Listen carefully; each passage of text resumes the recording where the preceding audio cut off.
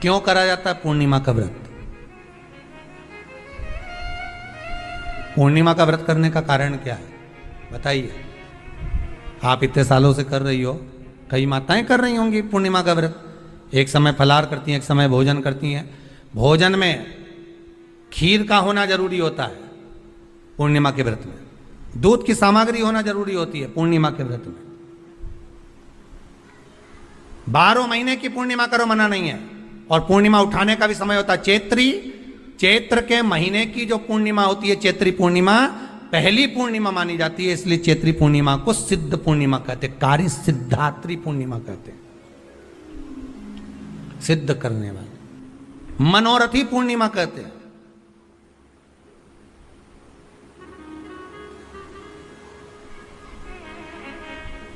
मनोरथी पूर्णिमा।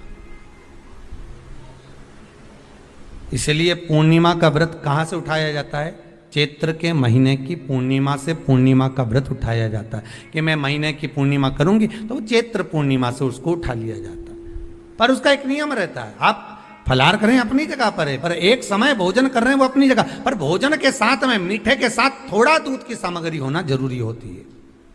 और क्यों करते हैं पूर्णिमा का व्रत, किस लिए किया जाता है, क्यों करा जाता है, उसका व्याख्यान वर्णन शिव महापुराण के अंतर्गत स्कंद पुराण में लिखा गया। स्कंद पुराण में वर्णन किया है श्री वेद व्यास जी महाराज ने। कहा ये पूर्णिमा का व्रत इसलिए किया जाता है कि व्यक्ति का जब मन गलत भ्रम में जाने लगता है, मन जब गलत जगह पर जाने लगता है, तो ये मन को गलत जगह पर ले जाने वाला कौन होता है? तो कहा ये चंद्र होता है। व्यक्ति की राशि के अंतर्गत, व्यक्ति की पत्रिका के अंतर्गत, व्यक्ति की ग्रह दशा के अंतर्गत जब चंद्र बेकार चलता है तो व्यक्ति अच्छा करते करते भी बेकार करने लग जाता है। चंद्र डोल रहा है। कई माताएं कहती हैं गुरुजी हमारे बेटे को आशीर्वाद दीजिए, बहुत गलत संगत में जा रहा है, मतलब समझ जाना कि चंद्र गड़बड़ जा रहा है। बेटी अगर गलत मार्ग पर जा रही है, बेटी अगर गलत संगत में जा रही है, किसी अन्य व्यक्ति को आकर्षित हो, चंद्र गड़बड़ हो रहा है, उसका चंद्र कहीं जा रहा है। कोई पुरुष, कोई लड़का कोई गलत मार्ग पर जा रहा है, चंद्र गड़बड़ हो रहा है। घर में जो क्लेश उत्पन्न होता है, घर में जो विवाद उत्पन्न होता है, उस विवाद को रोकने के लिए केवल चंद्र की ही, इसलिए तो पूर्णिमा घर की नारियां हमारे यहाँ हिंदू धर्म में यहां तक स्कंद पुराण में कह दिया कि प्रत्येक पूर्ण, आप लोग कभी आप लोगों ने सत्यनारायण जी की कथा करवाई है? जितने लोग आस्था चैनल पर कथा सुन रहे हैं, जितने लोग फेसबुक यूट्यूब पर कथा सुन रहे हैं, यूट्यूब पर कथा का श्रवण कर रहे हैं, उनने कभी सत्यनारायण की कथा करवाई होगी। तो उसमें लिखा है हर कार्तिक, हर पूर्णिमा को, हर संक्रांति को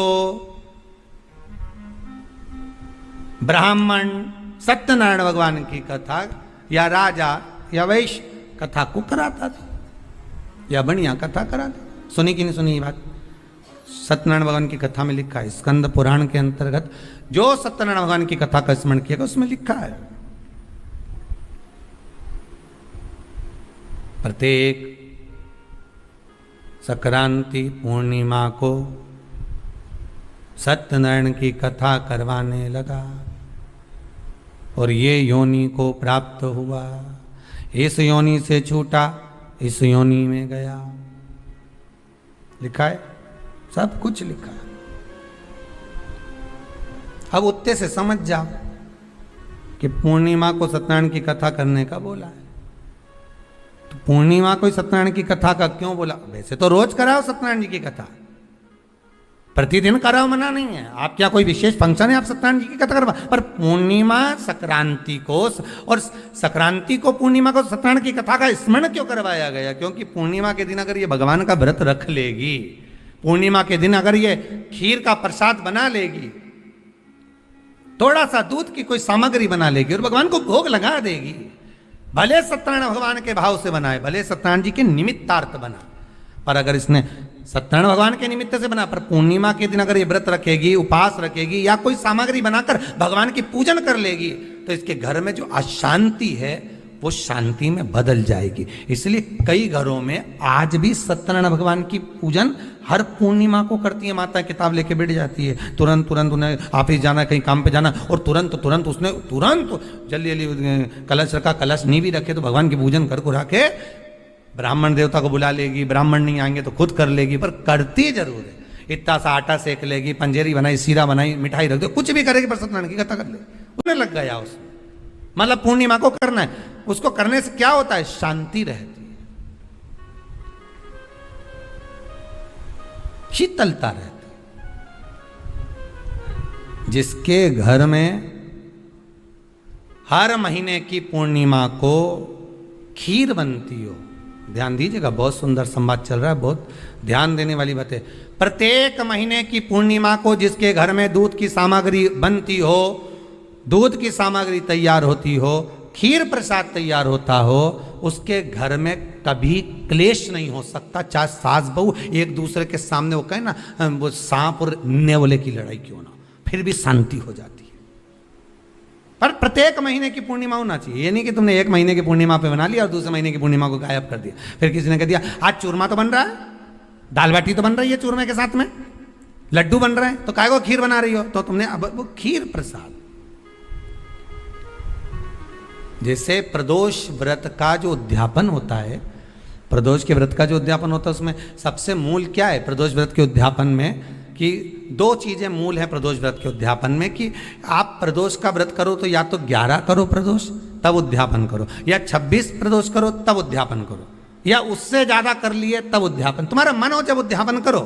पर उद्यापन की मूलता में दो चीजें, कि प्रदोष के दिन के एक दिन पहले गणेश जी की पूजन हो जाना चाहिए। उद्यापन की जो पूजन होती है वो पहले गणेश जी की पूजन एक दिन पहले हो प्रदोष के, और प्रदोष वाले दिन फिर हवन यज्ञ पूजन करा। और हवन में क्या चीज जरूरी है, खीर बनाकर 108 बार शंकर जी की नाम की पार्वती के साथ की आहुति देना जरूरी है। खीर की महत्वता है।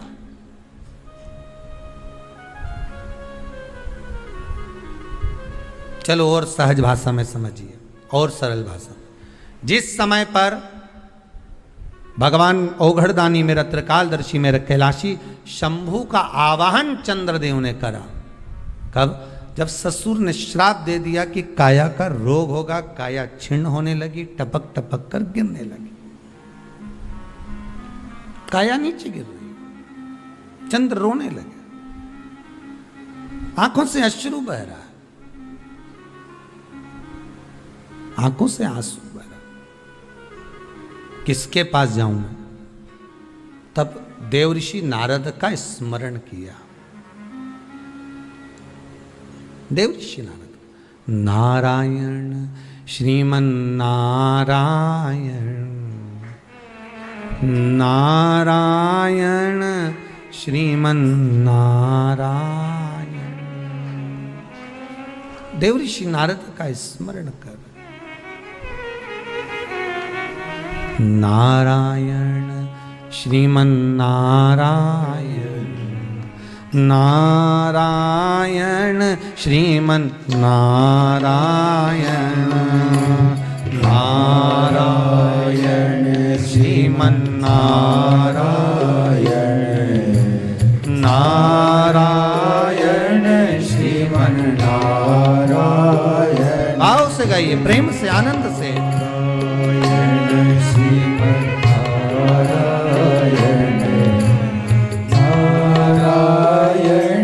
श्रीमन नारायण, ओ नारायण श्रीमन नारायण, ओ नारायण श्रीमन नारायण, नारायण श्रीमन नारायण, नारायण श्रीमन नारायण, नारायण श्रीमन नारायण, नारायण श्रीमन नारायण।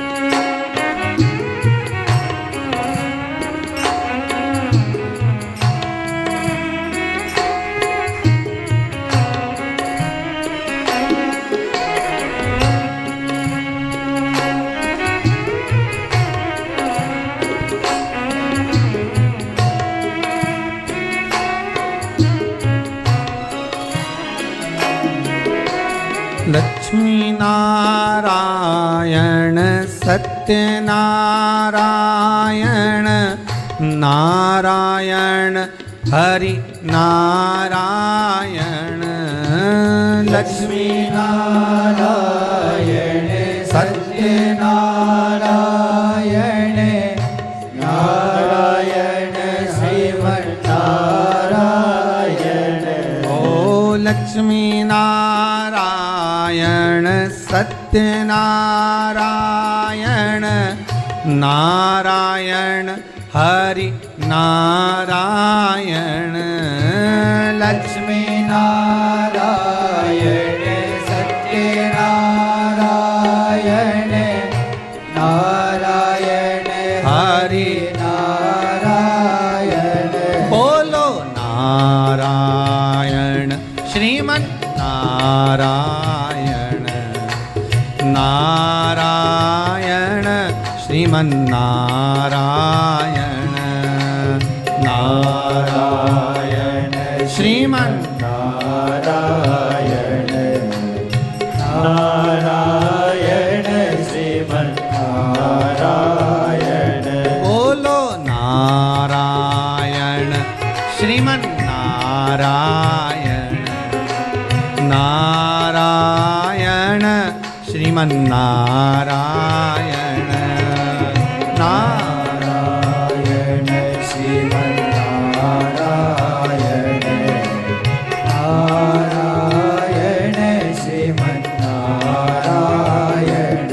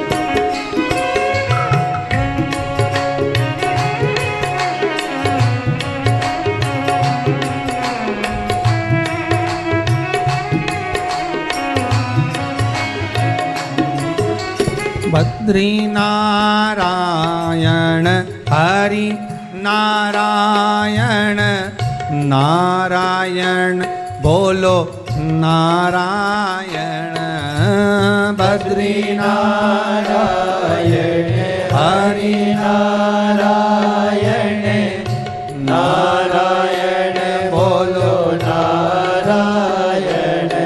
हे बद्री नारायण हरि नारायण नारायण बोलो नारायण बद्री नारायण हरि नारायण नारायण बोलो नारायण।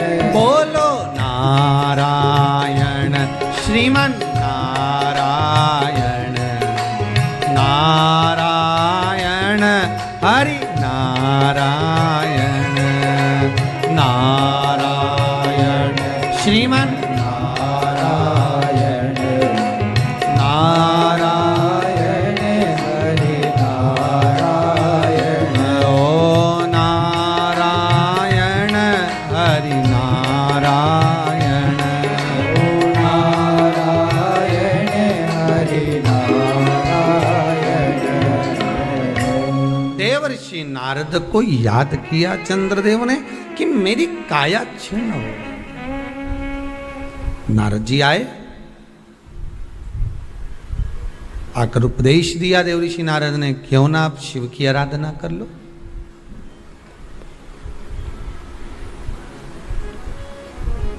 पूर्णिमा का जो व्रत है भगवान विष्णु का भी है तो शिव का भी है, दोनों से करते।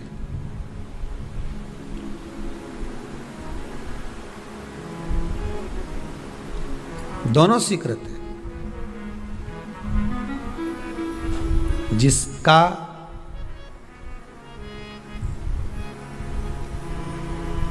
चंद्र आपकी पत्रिका में, आपकी राशि में, आपके स्वरूप में, हर व्यक्ति के संपूर्ण शरीर के अंदर 33 कोटि देवता विराजमान है। अलग अलग इंद्रियों पर अलग अलग देवताओं का निवास है। कभी मौका मिले तो अच्छे से उसको समझना। पूरे शरीर में अलग अलग इंद्रिय पर अलग अलग देवता। जिस व्यक्ति को रात्रि में, जैसे ही रात हो या दिन हो, भोजन करने के 15 मिनट के बाद ही नींद की झपकी आ जाए, समझ लेना चंद्र कमजोर पड़ गया, चंद्र गड़बड़ हो गया। बहुत ध्यान सुनिएगा जरा। पूर्णिमा का व्रत किसके लिए, वो भी ध्यान से दीजिए। शायद आपने कभी सुना ना सुना, पर अच्छे से सुन लोगे ना ये व्रत कथा, बार बार नहीं मिलने वाली। फिर इसके बाद तो तुम भले वो फिर फेसबुक यूट्यूब पर बाद में निकाल के भले सुनते रहना, पर सुन लो पूर्णिमा के व्रत का महत्व पूरा। एक, भोजन के बाद जब नशे जैसा माहौल हो जाए, आपको बिल्कुल कोई छेड़े ही नहीं, सोई नींद आए, जब लग जाए कि अब तो 2 क्षण सोना ही पड़ेगा, नेत्र कितना ही जगाओ तो भी नहीं माने, फिर तो बिन पिए नशा हो जाता है, जो बोले भोले गाता। तो ये जब ये चंद्र अपना प्रभाव दिखाता है तो भोजन के बाद आपको डुबा देता है। ठीक है,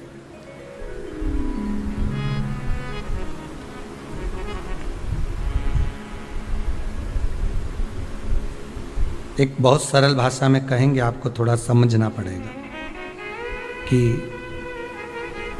कहीं कहीं आपने सुना होगा कि 14 और पूर्णिमा पे कहीं गया होगा इसलिए ऐसा हो गया।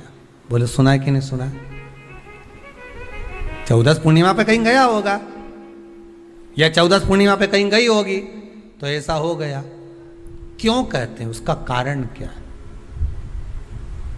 आखिर बात 1400 पूर्णिमा को क्यों लोगों ने बदनाम कर दिया कि 14 पूर्णिमा पे कहीं गई होगी तो बाल खोल के गई होगी, या ऐसा करा होगा तो वैसा करा होगा तो ऐसा हो गया, या ये चीज़ इसके साथ में ऐसा हो गया, या एक्सीडेंट हो गया, या ये चीज़। कारण क्या होता है?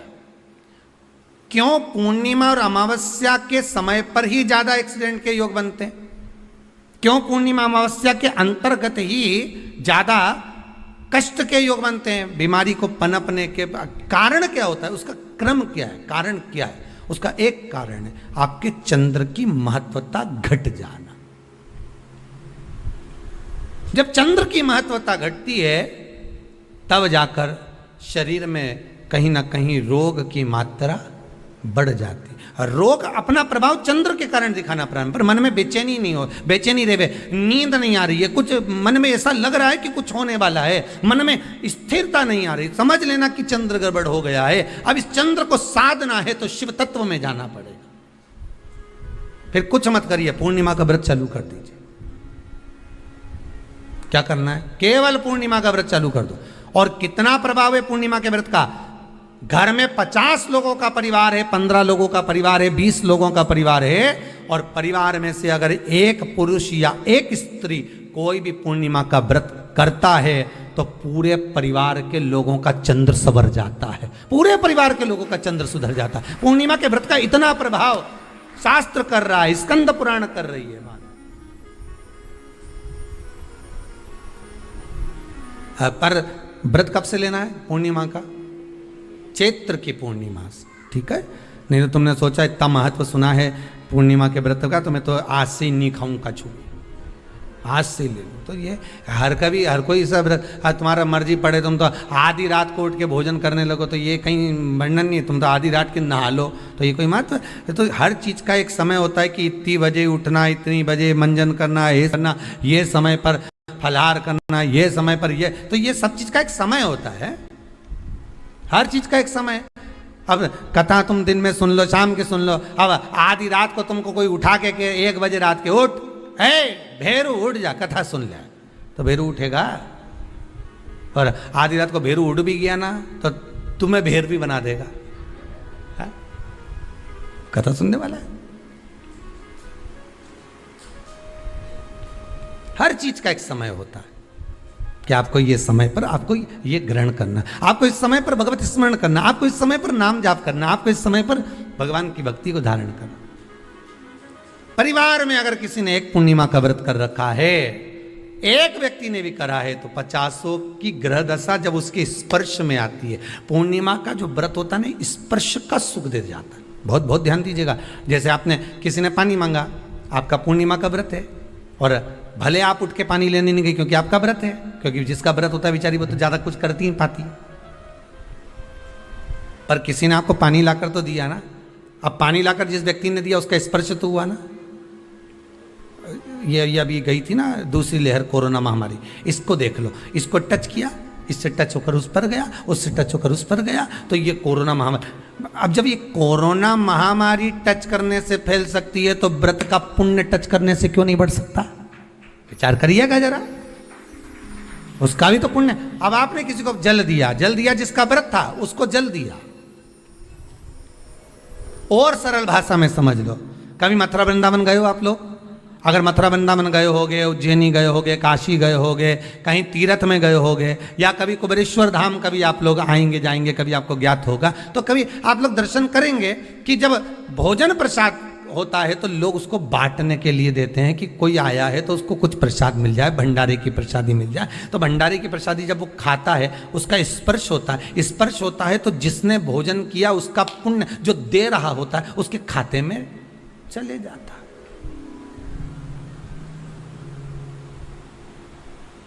उसके खाते में गया वो।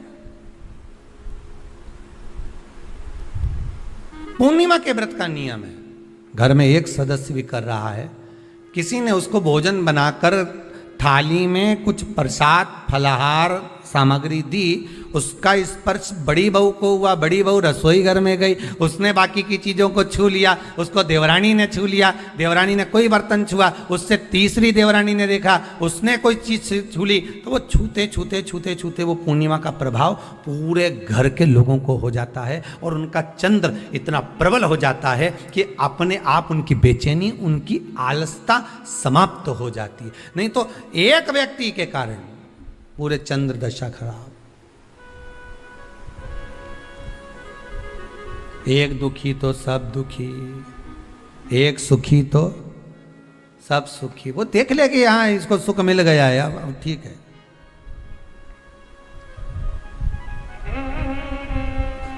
जब बेचैनी लगे, 14 और पूर्णिमा आए और आपको लगे बेचैनी बहुत ज्यादा है, मेरे को थोड़ा बेचैनी, ना जाने क्यों ऐसा होता है कि 14 पूर्णिमा आई और मेरे को बेचैनी, तो समझ लेना कि चंद्र गड़बड़ है। फिर क्या करना है? एक व्रत घर का कोई भी सदस्य पूर्णिमा का प्रारंभ कर दे। ज्यादा नहीं करो तो थोड़ी करो, पर करो, व्रत करो।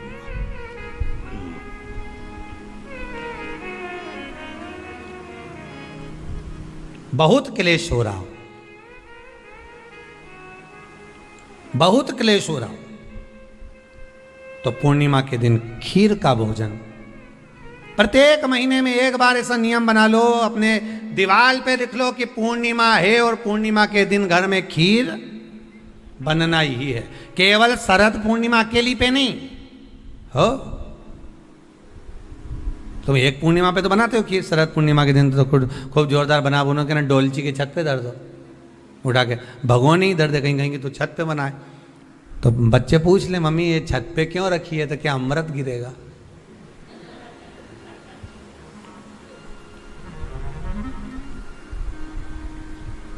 अब बोलो जम के जरा, क्या गिरेगा? अमृत गिरेगा। अच्छा, अब शिव महापुराण की कथा स्कंद पुराण तो कहती है, पूर्णिमा के महत्व को जो दर्शाया जाता है कि शरद पूर्णिमा के दिन चंद्र में से अमृत तत्व गिरता है। पर कब गिरता है? अरे जम के तो बोलो, जब उस खीर का ढक्कन हटा हुआ, केवल खीर का नहीं अपना भी ढक्कन हटाओ, तभी तो अमृत गिरेगा।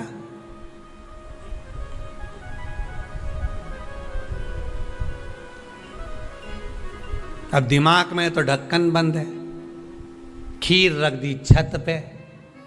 भगवान मन में सोच रहे कि देवताओं को अमृत कब मिला था? जब उन्होंने मेरा नाम पुकारा था। केवल खीर बना के नहीं धरी थी कि छत पे खीर धर दो और अमृत आ जाएगा। नहीं नहीं, खीर के पास बैठकर थोड़ी देर बैठकर हरे राम कहो सीताराम कहो, सीताराम कहो राजा राम का कुछ भजन तो गाओ। और तुमने तो नीचे से बना के छोरा के दे दी, धर या ऊपर छत पे, और छत पे ले जाके खीर धर दी और खीर रखी तो मम्मी ने क्या केवल ढक्कन लगा के रखना, बिल्ली खा जाएगी। तो उसने ढक्कन केवल खीर में नहीं लगाया, अपनी बुद्धि में भी लगा लिया। अरे स्कंद पुराण की कथा कहती है जब पूर्णिमा के दिन तुम खीर बना रहे हो, अगर शरद पूर्णिमा के दिन खीर बना रहे हो तो प्रयास करना कि थोड़ी देर बैठकर राम नाम, कृष्ण नाम, शिव नाम, भगवान की भक्ति का 2-5 भजन तो हो जाए। अब दिमाग में लगा ढक्कन, खीर में भी लगा दो ढक्कन, अमृत कहां से झड़ेगा? भगवान भी सोचे ना राम नाम लीनो तूने भरी जवानी में, तो डूब के मर जा रे चुल्लू भर पानी में। अब भगवत भजन करे नहीं और क्या कि अमृत झड़ेगा? भगवान के कहीं नहीं झड़े, फालतू की बात। राम नाम बोलती तो अमृत झड़ता, कृष्ण नाम बोलती तो अमृत झड़ता, भगवान का भजन करती तो अमृत झड़ता। इसलिए शरद पूर्णिमा पे मंदिरों में जो खीर बनती है ना, तुम्हारे घर की खीर और मंदिर की खीर के मिला के देखना जरा, दोनों में स्वाद किस में आए जरा मिला के देखना। मंदिर की खीर में स्वाद आ जाए। क्यों? वहां भाइयों ने बैठ के खूब भजन गाए, तांबा का हंडा में तातो धरो पानी नीनाए भोला नवा के रंग। अब दिन रात के जो भजन गाने पिली ने 9 बजे से लेकर 12 बजे रात तक खूब गाया, वो भजन का जो अमृत था वो खीर में मिल गया, खीर में मिला तो स्वाद आ गया। अब तुम तो गाई ही नहीं, तो डब्बा में कहीं खाक स्वाद आए।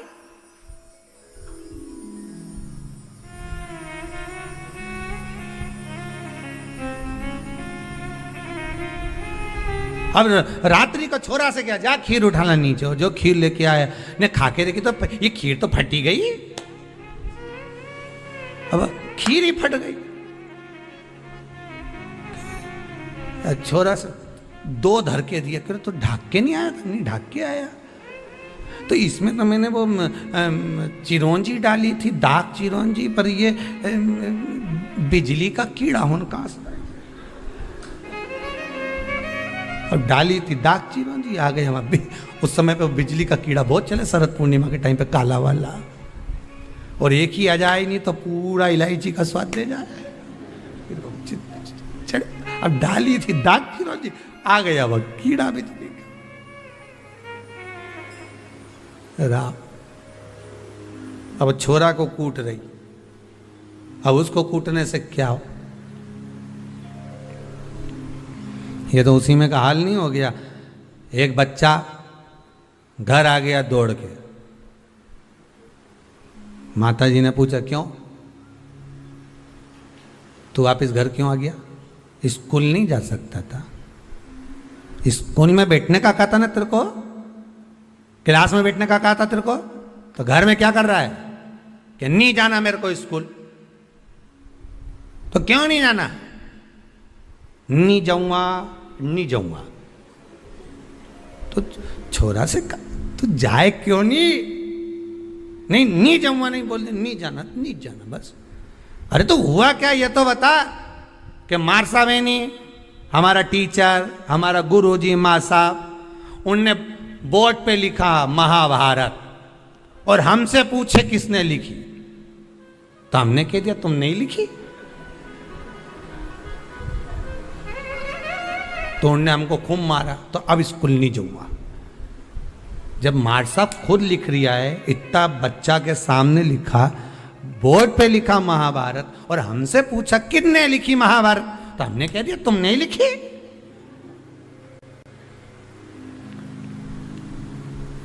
और उनने तो हमको टेबल पे खड़ा करने खूब दोचा, जैसे मंदिर के घंटा हो, खूब बजाया, खूब मारा। इसलिए अब नहीं जाऊंगा स्कूल। इतने में माँ ने हाथ पैर जोड़े, वो महाभारत किसने लिखी थी ये पूछा था, तो हम वही तो बोल रहे हैं माँ साहब ने लिखी थी। हम कौन से अलग बात बोल रहे हैं? हम भी तो बोल रहे हैं कि टीचर ने लिखी, मार साहब ने लिखी।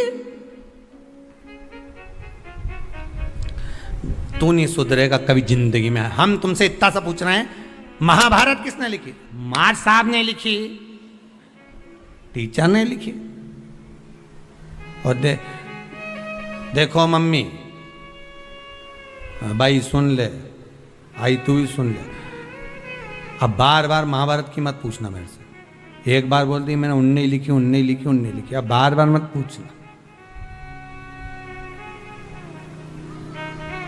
पिताजी आ गए दुकान से, खेत से, क्यों रे छोरा आज तो स्कूल नहीं गया? गया था।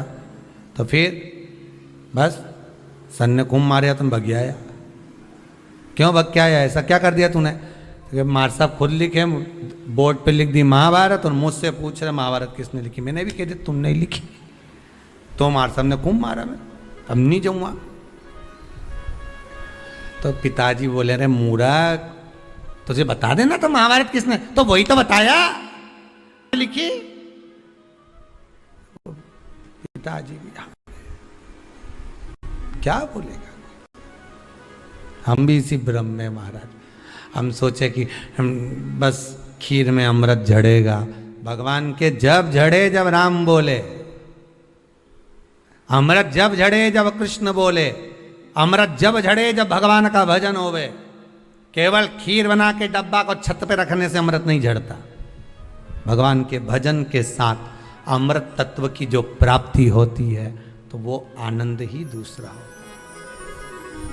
किसी ने भजन में गाया है, आपने सुना होगा, अमृत है हरि नाम प्रभु का, अमृत है हरि नाम प्रभु का, इसे छोड़ विष पीना क्या, हरि नाम नहीं तो जीना क्या, प्रभु नाम नहीं तो जीना क्या। यह अमृत तत्व भगवान की भक्ति का होना चाहिए।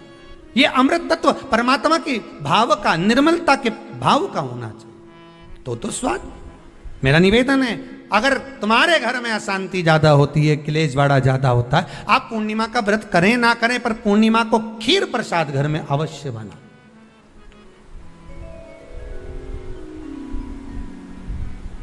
12 महीने की पूर्णिमा करके देखने में क्या जा रहा है? देख लो बना के। नहीं तो ना तो सियोर वाला महाराज तुम्हारे यहाँ खाने आ रहा है, नहीं तो खीर तो अपने घर में ही है। कोई महाराज तो नहीं आएगा खाने के लिए कि सियोर वाला महाराज को तुम खीर का डब्बा पहुंचा दो कि हर महीने की पूर्णिमा को तुम्हें ही खाना है, तुम्हें ही बनाना है। इतनी सी बना लो, पर बनाओ, देखो कि घर में शांति होती कि नहीं होती। बनाकर जाने में क्या जा रहा है? नहीं तो खीर तो है ही सरी, अगर शांति नहीं हुई तो खीर तो है, खा ही लेंगे। पर बना के देखने में कुछ जा रहा है क्या? बनाओ।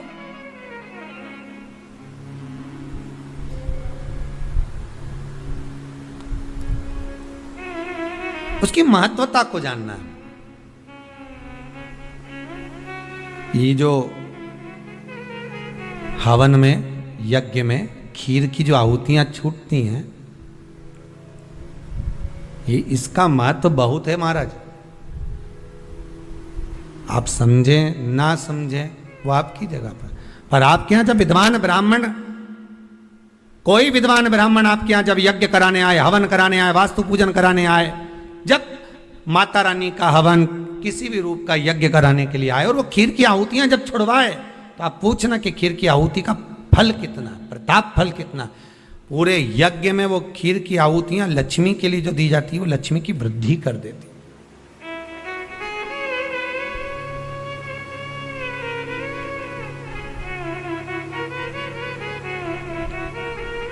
उसका महत्व कितना बढ़ जाता है, उसका महत्व कितना प्रबल हो जाता है। खीर क्या होती है? बनाइए एक बार।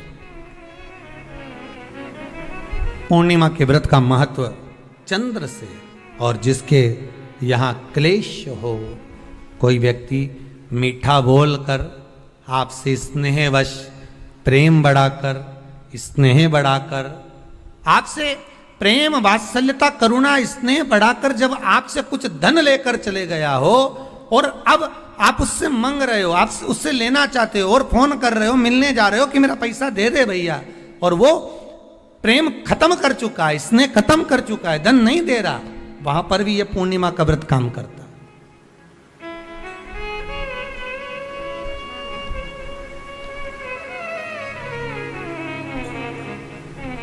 वहां पर भी पूर्णिमा का व्रत काम करता है।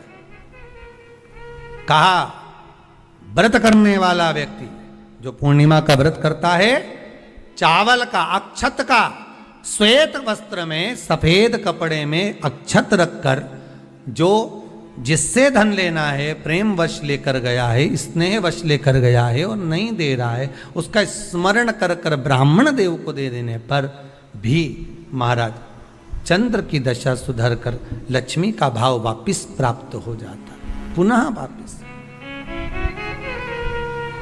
चंद्र से शिव भी जुड़े हैं, चंद्र से नारायण भी जुड़े हुए हैं। महाराज देवऋषि नारद का आगमन हुआ, नारद जी ने पूछा क्या बात है चंद्र, तुमने मुझे याद क्यों किया, कारण क्या है वो तो बताओ। चंद्र का कहना है मेरी काया का रोग हो गया, मेरी काया गिर रही है नीचे, टपक टपक कर गिर रही है, मेरी काया का रोग है, मुझे क्या करा जाए। तो कहा एक काम करो, देवऋषि नारद बोले शंकर का स्मरण करो।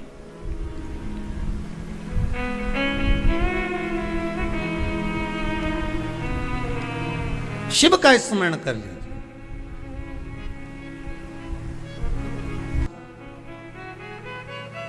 शंकर का स्मरण मैं करूं, प्राप्त करूं, क्या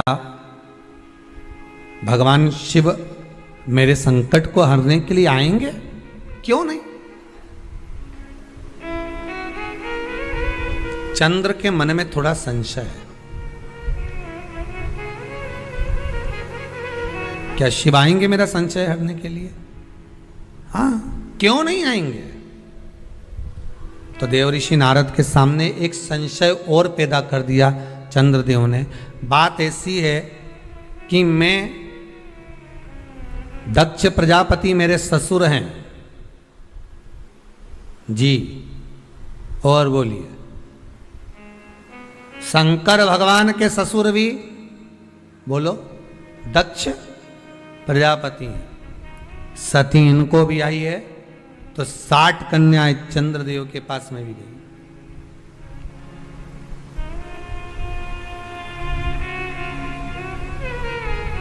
उसमें रोहिणी से अधिक प्रेम है उनको, अधिक। ये मेरे साधु भाई हैं, ये मेरे रिश्तेदार हैं। क्या एक रिश्तेदार दूसरे रिश्तेदार का रोग मिटा सकता है कि रोग बढ़ा सकता है? चंद्र के मन का संशय देखिए। फिर वही वाली बात आ गई, व्यक्ति शरीर से गलती नहीं करता, मन से बहुत गलतियां कर जाता। आप किसी व्यक्ति से कभी मत झगड़ो, लड़ाई मत करो किसी व्यक्ति से, किसी व्यक्ति से लड़ाई मत करो आप, और अंदर से लड़ाई करो, मन की मन सोचते रहो उसका ऐसा हो जाए। एक कथा आती है ना, एक चंदन का व्यापारी चंदन बेचने के लिए आया, राजा के महल में आ गया। राजा के महल में आकर कहा महाराज चंदन ले लो। राजा सोच में पड़ गया। थोड़ी देर तक सोच में पड़ने के बाद राजा ने अपने मंत्रियों से कहा ले जाओ इसको जेल में डाल दो जो चंदन बेचने आया है। मुनि मंत्री की चित्तवृत्ति में पड़ा, ये राजा कभी किसी को जेल में नहीं डालता, पहली बार चंदन बेचने वाला आया और इसको जेल में डाल रहा। आखिर ये चंदन बेचने वाले ने गलती क्या करी है? राजा ने दूतों को बुला लिया, इसको पकड़ के जेल में डालो। उसको जेल में ले जाकर पटक दिया।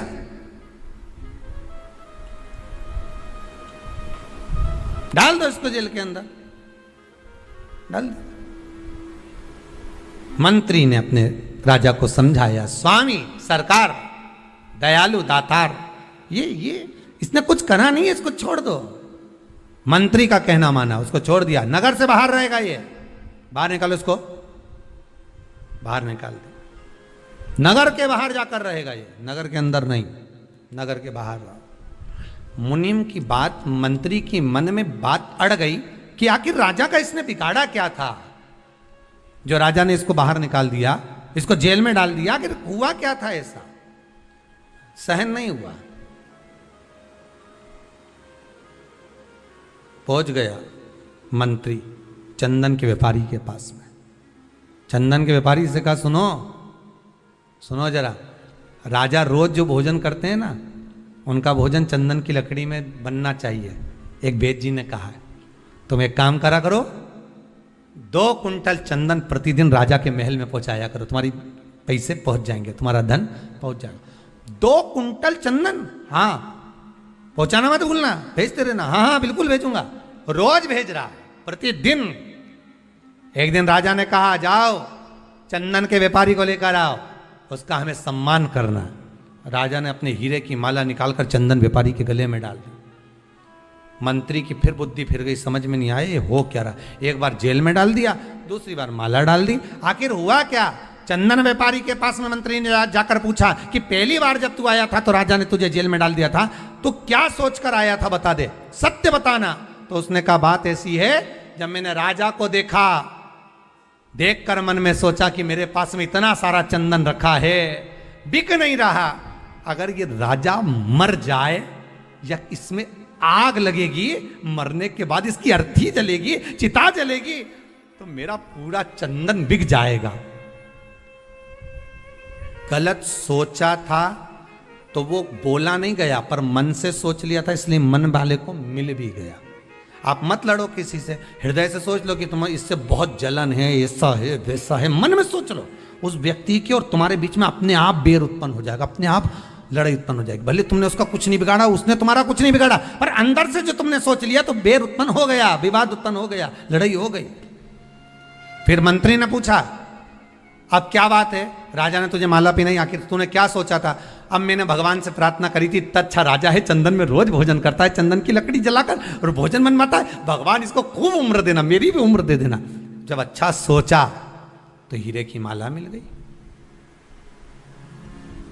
अच्छा सोचोगे अच्छा मिलेगा, बुरा सोचोगे बुरा मिलेगा।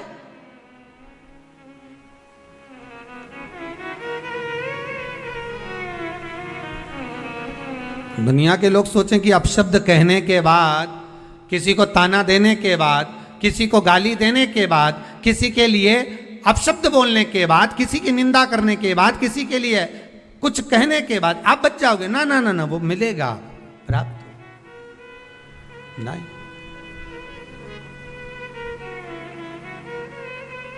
अच्छा सोचिए, इंद्र चंद्रदेव के मन में ये भाव उत्पन्न हो गया कि शंकर जी तो मेरे साड़ू भाई हैं,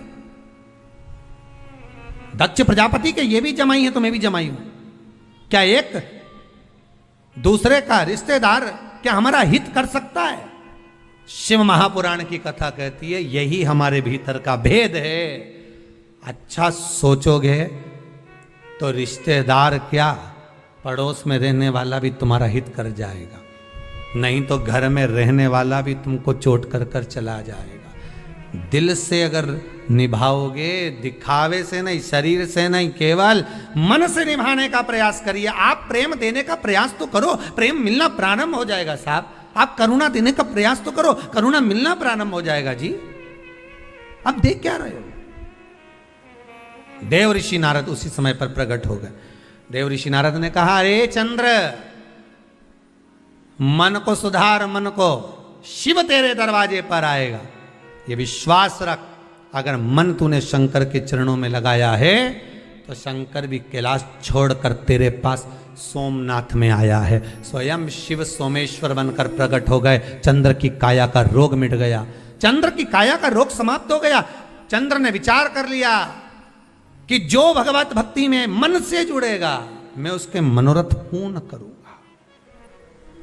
मन चित्त वृत्ति, उपवास करो, उपास करो तो मना नहीं है, पर उपास शरीर से नहीं होना चाहिए, उपास मन से होना चाहिए।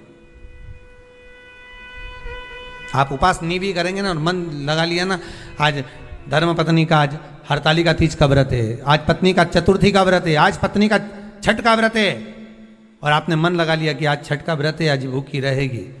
भले आप भोजन कर रहे हो पर मन में सोच लिया ना, उसको भूखा देखकर भी आपके मन में भाव उत्पन्न हो गया कि भूखी है, ये भोजन नहीं कर रही है, इसके मन के लिए। तो आपका मन अगर उसके प्रति भाव उत्पन्न हो रहा है, आपका भाव उसकी ओर जा रहा है, तो उसके व्रत का पुण्य आपके खाते में जा रहा है, पुण्य जा रहा है आपके खाते।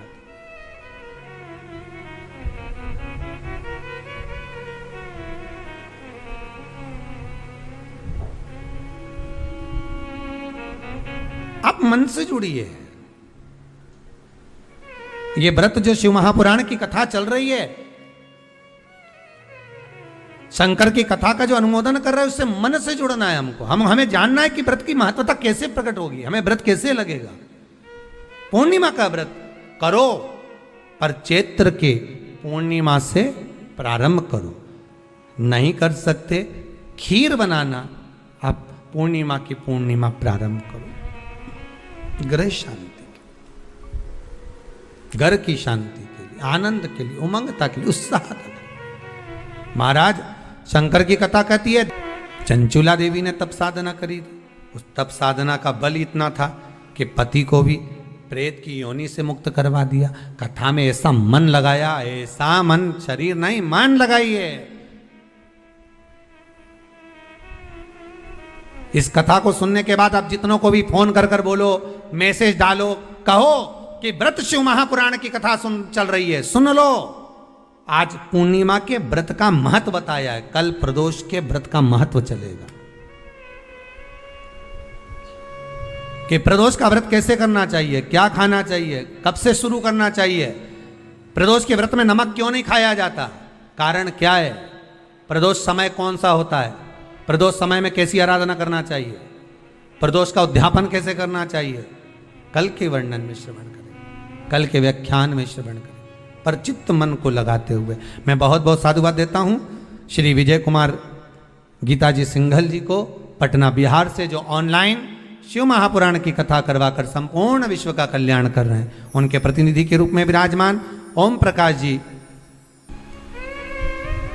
ना जाने कितनी गलतियां हम व्रत करते समय कर जाते हैं, ना जाने कितनी गलतियां हम व्रत के पहले कर जाते हैं या व्रत के बाद कर जाते हैं।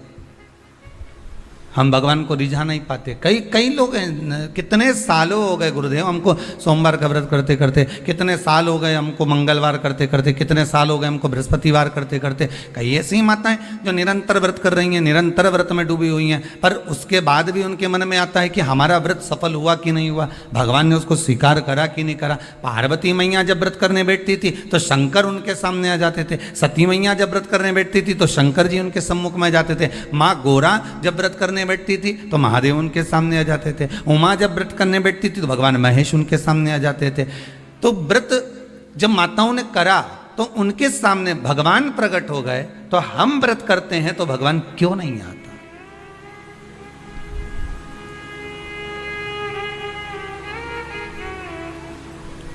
आप आए नहीं और सुबह हो गई, मेरी पूजा की थाली धरी की धरी रह गई। आखिर कारण क्या है? क्या कारण हो सकता है? हम परमात्मा को इतना रिझा रहे हैं, हम परमात्मा को इतना मना रहे हैं, हम परमात्मा से इतनी विनती कर रहे हैं, निवेदन कर रहे हैं, उसके बाद भी अगर भगवान हमको ना मिले, उसके बाद भी भगवान हमारा ना सुने, तो फिर दुख तो होता है कि भगवान आखिर क्यों नहीं सुन रहा। कुछ माताएं कर रही थी, गुरुजी हमने ये करा, उसके बाद भी भगवान ने हमारा ना सुना। हो सकता है कि कुछ गलतियां हमारे भीतर की भी हो।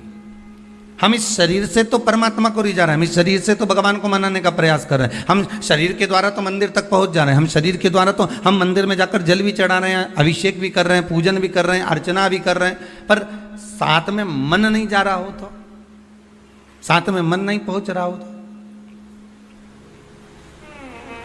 कथा भी कितने सुंदर दिन प्रारंभ हुई है महाराज, पूर्णिमा, और कथा जो प्रारंभ हुई है वो भी व्रत, और बहुत समझ करा, ना कुछ बेकार कर्म करा, कुछ भी नहीं करा। इसके बाद भी वो जब प्राणों को त्याग कर गया तो नरक भोगना पड़ा। दृष्टांत सागर का यह बड़ा सुंदर चरित्र है महाराज।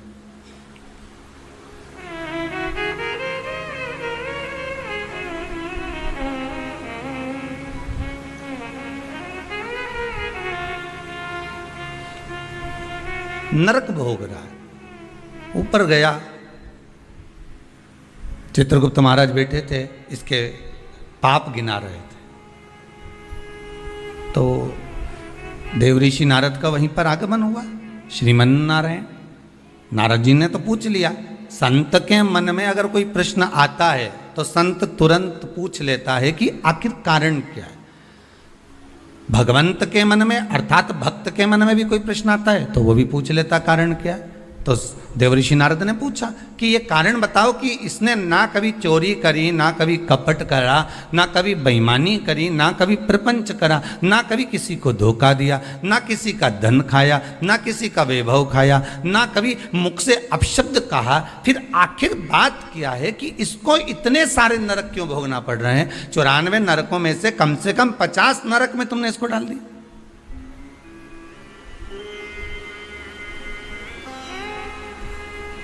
ये नरक में भेजने का कारण क्या है? भाई व्यक्ति गरुड़ पुराण के हिसाब से नरक कब भोगता है कि आपने अगर किसी के यहाँ चोरी कर लिया, आपने अगर किसी के यहाँ कपट कर लिया, किसी को मार दिया, किसी को अपशब्द कह दिया, ताने दे दिए, गालियां दे दी, और कहीं चोरी आदि कर्म कर लिया, कोई लूटपाट कर ली, किसी का धन खा गए, किसी का वैभव खा गए, किसी की सत्ता खा गए, किसी के रूप में किसी को दुख दिया, तकलीफ दी, तो आपको नरक भोगना पड़ेगा। ये गरुड़ पुराण कहती है। तो देवऋषि नारद ने पूछ लिया चित्रगुप्त महाराज से, धर्मराज से, ये बताओ कि इसने ये कुछ करा है क्या? तो क्या कुछ भी नहीं करा। इसने अपनी स्त्री को हाथ उठाया क्या? नहीं। इसने अपने बच्चों से कुछ कहा क्या? नहीं। बच्चों ने इसको कुछ कहा क्या? नहीं। इसने अपने माता पिता की सेवा नहीं करी क्या? करी। सब कुछ करा इसने। फिर नरक किस लिए दिया गया? नरक का कारण क्या है? क्यों नरक भेजा जा रहा है? व्रत शिव महापुराण का सबसे पहला सूत्र आज आप अच्छे से समझ लेना तो आपको पूरी व्रत की महत्वता समझ में आ जाएगी कि हम व्रत करते हैं और भगवान सुनता क्यों नहीं है। बस इस सूत्र को पकड़ लीजिए। दृष्टांत सागर का ये चरित्र अगर आपके जीवन में बैठ गया तो बाकी की शिव पुराण पूरी आपको समझ में आ जाएगी कि व्रत की मूलता क्या है।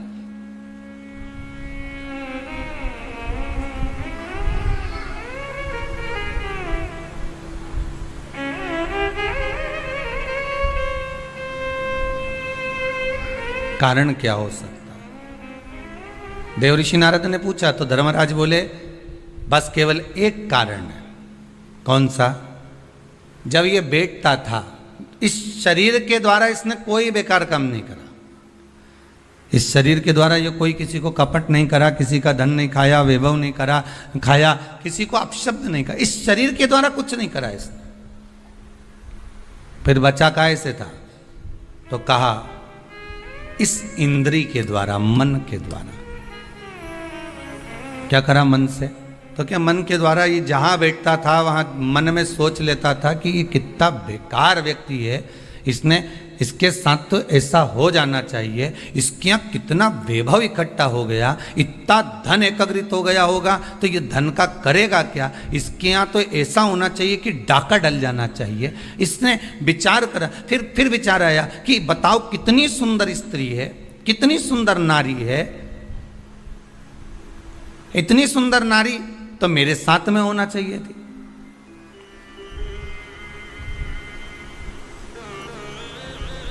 इसकी कितनी प्रॉपर्टी है, कितना वैभव है इसके पास में, कितना धन है इसके पास में। कुछ ऐसा हो जाए कि इसका धन संपूर्ण मेरा हो जाए, इसका पूरा वैभव इतना जितना इसका धन है ये सारा के सारा मेरा हो जाए। अब बोलो शरीर से कुछ कर रहा है क्या वो? जितने आस्था पर सुन रहे हो, जितने फेसबुक यूट्यूब पर सुन रहे हो, दिल से बोलना उसने शरीर से कुछ करा? नहीं। शरीर से कोई चोरी करी? नहीं। शरीर से किसी को मारा? नहीं। किसी का धन खाया? नहीं। पर कर क्या रहा है? मन से उसके जो विकार उत्पन्न हो रहा है, मन से जो विचार उत्पन्न हो रहा है, मन से वो जो गलत सोच रहा है, मन से जो उसके विचार धारणा चल रही, मन चित्तवृत्ति से जो गलत विचार उसकी दृष्टि में आ रहा है, बस वो गलत उसको नरक की ओर ले जा रहा। अब तुमने व्रत तो करा। आज कई माताओं का पूर्णिमा का व्रत भी होगा, ऐसा नहीं है, जाएगी राखी बांधने तो कह भी देगी हमारी तो पूर्णिमा जी हम तो तुम्हारे भाभी भोजन नहीं करें। भाई ननंद और आती हैं तो कह भी देती हैं कि आज तो हमारे पूर्णिमा है, हम काहे को भोजन करें तुम्हारे यहाँ, आज हमारा पूर्णिमा का व्रत है। और कई तो रक्षाबंधन पे इसलिए भी नहीं आती कि जाके करेंगे क्या, राखी बांधेंगे और रोटी का बोलेंगे तो रोटी तो खा ही नहीं सकते अपन, व्रत है अपना, तो एक टाइम तो खा सको। पूर्णिमा के व्रत का तो महत्व है, एक टाइम तो भोजन कर सकते हो।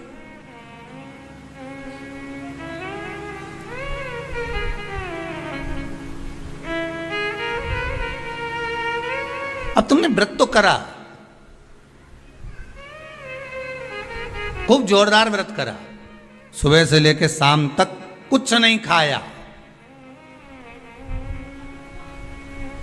कुछ भी नहीं खाया, पर ये मन बार बार अगर दौड़ कर कहीं चले गया, डब्बे में सब लोग भोजन कर रहे थे और सभी लोग प्रसाद को पा रहे थे, सभी लोगों के मन में भाव आया कि कितना सुंदर भोजन बना है, आज तो बाफला एक नंबर का बना है, आज बाटी तो बहुत जोरदार बनी। अब तुमने बनाई तो जीजी के लिए थी, ननंद के लिए थी, घर में बेटी के लिए थी, और आज तो मेहमान आया ना, भांजा ने भांजी ने सबके लिए बनाया, और मालूम पड़े ननंद आके कह दे कि नहीं हमारा तो आज श्रावण की पूर्णिमा का व्रत है, आज हम कुछ खाएंगे ही नहीं। अब तुमने बाटी तो बना दी, बाफला तो बना दिया, पूरन पोली तो बना दी, तुमने आज आलू बड़ा तो बना दिया, सब्जी पकौड़ा मंगोड़ा सब बना दिया तुमने, पर बेचारी वो बहन भले राखी बांध रही है, भले वो माँ आई हुई है, उसका व्रत भी है, पर उसकी जो मन है ना थोड़ा सा वो बाफले में तो जरूर जाए, वो बाटी में तो अटकेगा थोड़ा ना। अब आई और माँ भी कह रही है, बार बार मम्मी कह रही है, बार बार माता जी कह रही है, अरे बेटा ले ले एक व्रत छोड़ दे, ले ले थोड़ा, या तू एक टाइम खा लेती यहीं, तो मन में भी सोच के बैठी हाँ विचार तो है कि एक टाइम खाना तो है, तो घर जाके खाऊं कि यहीं खाऊं, अरे यहीं खा लूंगी मना नहीं है, पर बाफला पूरा ठंडा हो जाएगा ना शाम तक तो।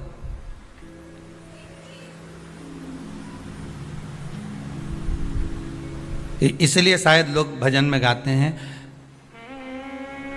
इसलिए कहते होंगे कि श्री बांके बिहारी लाल गोपाल मन रखियो तेरे चरणन में, मन रखियो चरणन में तन रखियो श्री वृंदावन। शास्त्र कहता है कि इस मन को, इस चित्त को, इस वृत्ति को ले जाओ भगवान के चरणों की ओर, इस मन को ले जाओ भगवान की ओर।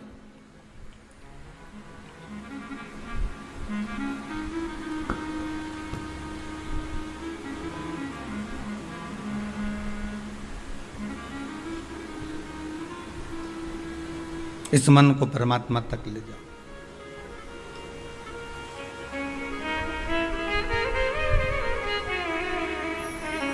वो कहे मन तू चल रे काशी धाम, रटेंगे काशी काशी नाम। मन तू,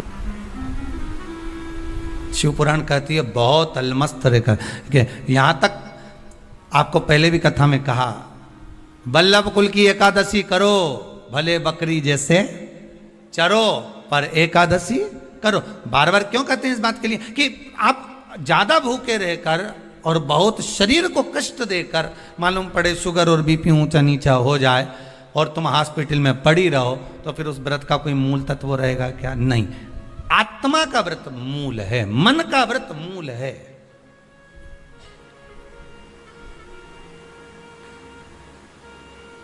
कोई तुमसे के ऐसा व्रत है जिस व्रत में तुम्हें सोने का हंडा मिलेगा, सोने का मटका मिलेगा, पर एक बात याद रखना, 5 दिन तक कुछ ना तो खाना है, ना पानी पीना है, ना कुछ ध्यान, बस एक जगह पर पड़। अब ऐसा हंडा पाकर भी क्या करो कि सोने का हंडा तो घर में आए और तुम ऊपर जाओ। अब ऐसा हंडा पाकर भी क्या करोगे? अब मालूम पड़े सोने का हंडा तो आ गया घर के अंदर और तुम चल दिए ऊपर। अब क्या ऊपर से आओगे नीचे खर्च करने के लिए सोने का अंडा का माल? नहीं चाहिए।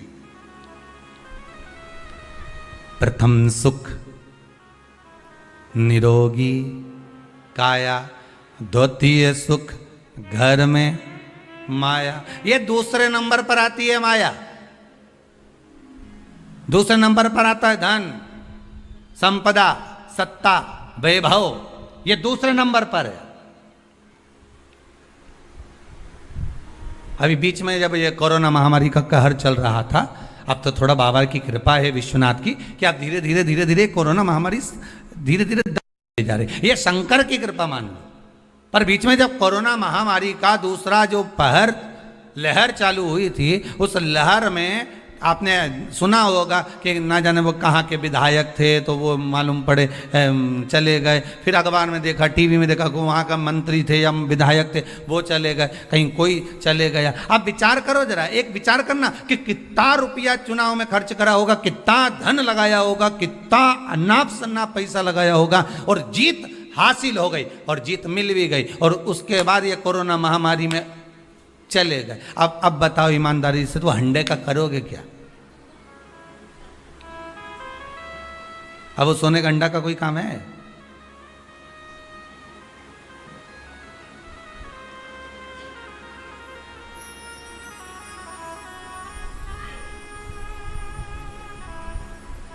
वो एक गीत है ना, वो पहले शादी में चलता था कि सारी की सारी तैयारी रह जाती, मानो उनका एहसान कि यमराज को ना कह दी। नहीं तो मालूम पड़े सब जोड़ के रखा, धन वैभव संपदा सत्ता सब आ गई तुम्हारे पास में, और मालूम पड़े इतने में वो हाँ करके भेज दे यमराज को, जा उठा ला, और सब धरा की धरा रह जा। क्या करो उसका? फिर वो वैभव, वो धन, वो दौलत, वो संपदा, वो सत्ता का क्या करोगे?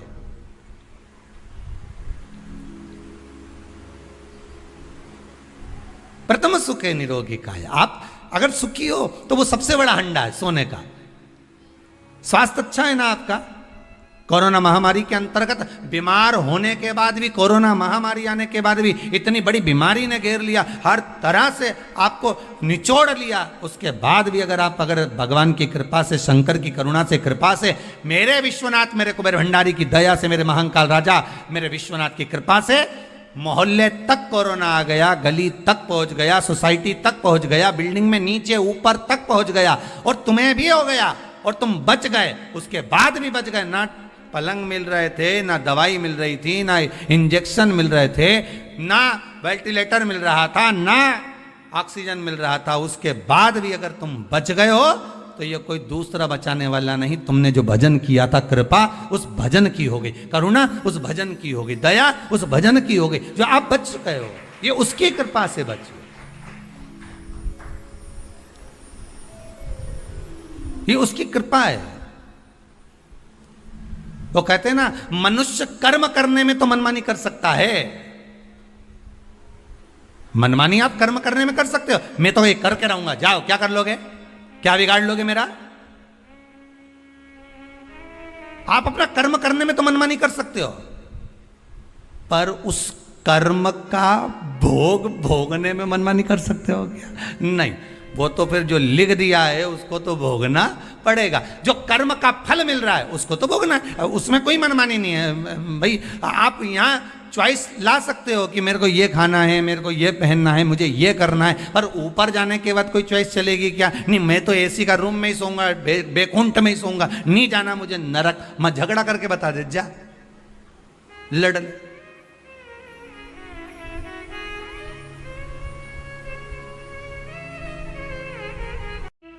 महाराज, पूर्णिमा का जो चंद्र है वो विशाल का है, और उस चंद्र की पूर्णता में हमारी अभिलाषाएं भी पूर्ण हो। आप आस्था चैनल के माध्यम से जितने लोग कथा सुन रहे हैं, फेसबुक यूट्यूब पर जितने कथा सुन रहे हैं, और कुबेरेश्वर धाम में जितने कथा सुन रहे हैं, आप में से कितने लोग हैं जो पूर्णिमा का व्रत करते हैं? जो माताएं करती हो जरा हाथ उठाइए। पूर्णिमा का व्रत जो करते हो ना आप लोग, रखिए हाथ। अब पूर्णिमा के व्रत में आपने कई बार किताब पढ़ी होगी पूर्णिमा की, या आपने व्रत किया होगा, या पूर्णिमा का व्रत आप धारण करे होगे, तो उसमें पूजन कौन से भगवान की होती है? पूर्णिमा के व्रत में किस भगवान की पूजन होती है? तो कहा पूर्णिमा के व्रत में केले के खंभ लगाकर पूर्णिमा का जो अध्यापन होता है, पूर्णिमा की जो पूजन होती है, उस पूजन में शंकर और पार्वती की पूजन की जाती है, शिव और नारायण की पूजन करी जाती है, शंकर और पार्वती का स्मरण किया जाता है।